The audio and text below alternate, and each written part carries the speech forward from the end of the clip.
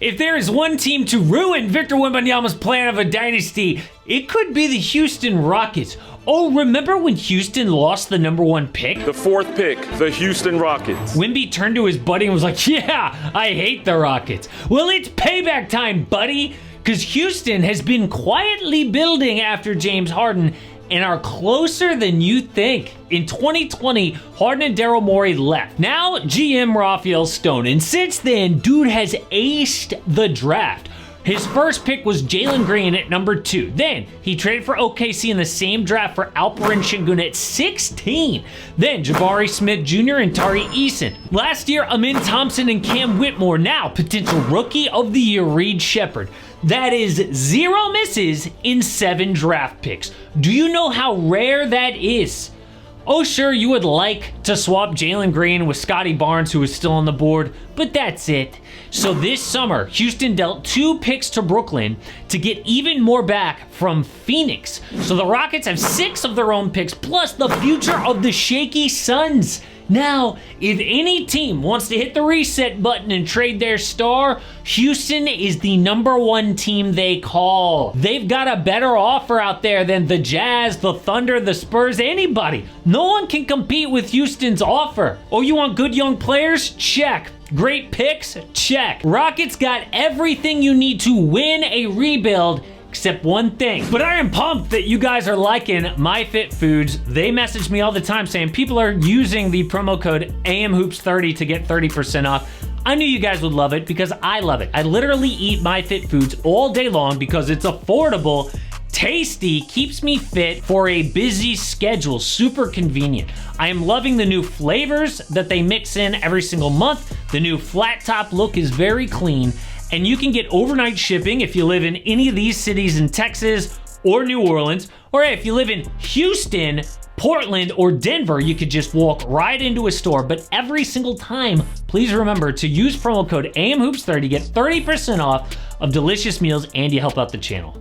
Well, they've got an aggressive owner, elite coach, young talent picks, but you can't win a championship without a top 10 player. In recent championships, I'm saying Kawhi was the best player in the world in 2019. LeBron, #2 in 2020. And The Ringer says Giannis is 3, Steph 7, Joker 1, Tatum 5. Point is, Rockets ain't got one of those.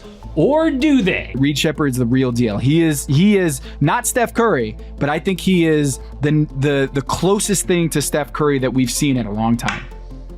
I'm right there with you, Tom. What? I mean, not only does respected NBA writer Tom Haberstroh call Reed Shepard the closest thing to Steph Curry, but then Kevin O'Connor doesn't disagree. He says, yeah, I'm right there with you, buddy. What? I mean, Reed was taken #3 in the NBA draft, but immediately GMs changed their minds because according to an anonymous survey, he should have gone #1. Who will win Rookie of the Year? Reed Shepard, obviously. Best player 5 years from now? Easy, Reed Shepard. So what changed between the draft and now? Well, in college, dude came off the bench. He played off ball a ton, but at Summer League, he ran the show, dominated everybody, scored at all 3 levels, ran the offense. Look at Reed, cross up Bronny, easy blow by, create an open 3. And this Bronny kid, don't know if you've heard, got a guaranteed $7 million contract, so you know he's good. But I am worried about one thing. Okay, how many times have we seen overhype from the Summer League? I mean, people were worried that Reed could get to the rim in the NBA at just 6'2", but then he does it in Summer League, so now people are like, oh, never mind, he's good. Plus, how many top 10 players which you need are over 6'2"? I'll tell you, 0. Number 11 is 6'2", Jalen Brunson. Then you have to go all the way down to number 16. The next guy is Donovan Mitchell. But the Rockets might have a different star already on their roster. When John Wall was in Houston, he raised a serious red flag. The coach then was Steven Silas.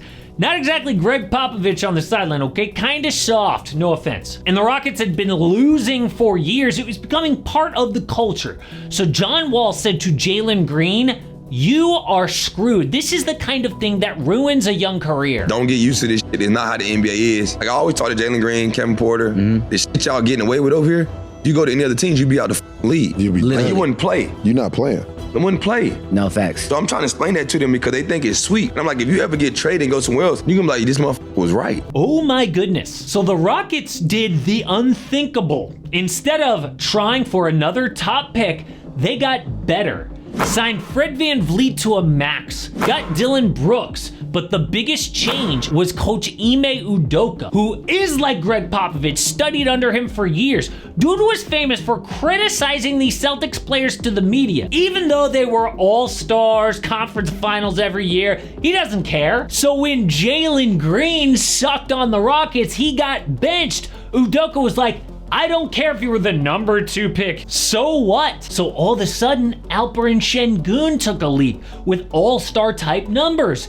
And when Jaylen Green got off the bench, he balled out. From late February on, averaged 25.6 boards and 4 assists, 37% from deep, and Houston went 16-8. But the best part, even while racking up wins, Rockets got rewarded with the number 3 pick anyway. The basketball gods love not tanking. So this summer, both Alpi and Jaylen Green were up for new contracts. And I just told you they both played great, but no deal. Neither guy got paid. Why not? Maybe they want to see how those guys react to pressure, or maybe it's part of a bigger plan to sign a star. See, in the NBA, there's a weird rule. If a player is on his rookie contract, he's often then a restricted free agent, which means that you get first dibs. So if another team comes in and offers a max contract, his old team can match it and say, nope, we'll pay it, go away, and then you can go over the salary cap to re-sign your own players. So the Rockets can use cap space for a star, then circle back and re-sign Alpi and Jaylen Green. It's what the Sixers did to get Paul George. Tyrese Maxey waited for a year to get paid, then they signed Paul George, and it all came together. But what star are they looking for? Well, free agents next summer are like rim protecting centers like Miles Turner or Brook Lopez, who should be a great fit next to Şengün. Then guys with a player option, Rudy Gobert, Nasri, Julius Randle, Brandon Ingram, Aaron Gordon. But they still need that superstar, and Houston's got a plan. If Phoenix flames out, the Rockets hold the Suns' picks hostage for their rebuild. And before he retired, Woj even tweeted, the Rockets want to trade for Kevin Durant, which is a bold thing to come out and say, but it's also weird. I mean, why would the young Rockets go all in for a guy who is 36, not got past the second round since Golden State? No, the more obvious choice is Devin Booker. Turns 28 years old this year, a much longer runway to win. Trade could be. The Rockets get Book and Grayson Allen. Suns get Fred VanVleet mostly for salary, plus Jaylen Green, Cam Whitmore in control of 6 first-round picks. That is all the Suns picks back, plus 2 from the Rockets and 1 from the Nets. Now, if this happened after the trade deadline, the Rockets would have to throw in some other pick like one of their own. And yes, it is a lot for Booker, but the Rockets still have Reed Shepard to play point, which Book needs next to him, Alpi at center, Jabari Smith, Dylan Brooks, and Amen Thompson for defense. You don't go all in for old KD or Jimmy Butler, who I know he's from Houston, he's good, he wants to get paid, the rumors will be out there, but you don't cash in your young players and picks for a 35-year-old. He's got to be young. And yes, you'd like a top 5 young player like Luka, but that's not realistic. For the Rockets, it will probably look like the Cavs getting Donovan Mitchell, a top 15 player who you surround with talent and hope for the best. But either way, the Rockets are cooking up something big. And we could look up in 5 years and say the West is dominated by OKC, Wemby, and the young, deep Rockets. But what if they got really lucky and won the draft lottery? I mean, could you imagine Cooper Flagg on this team? Well, I looked at all the teams with a chance at Cooper, and there's actually 2 stacked teams on the list.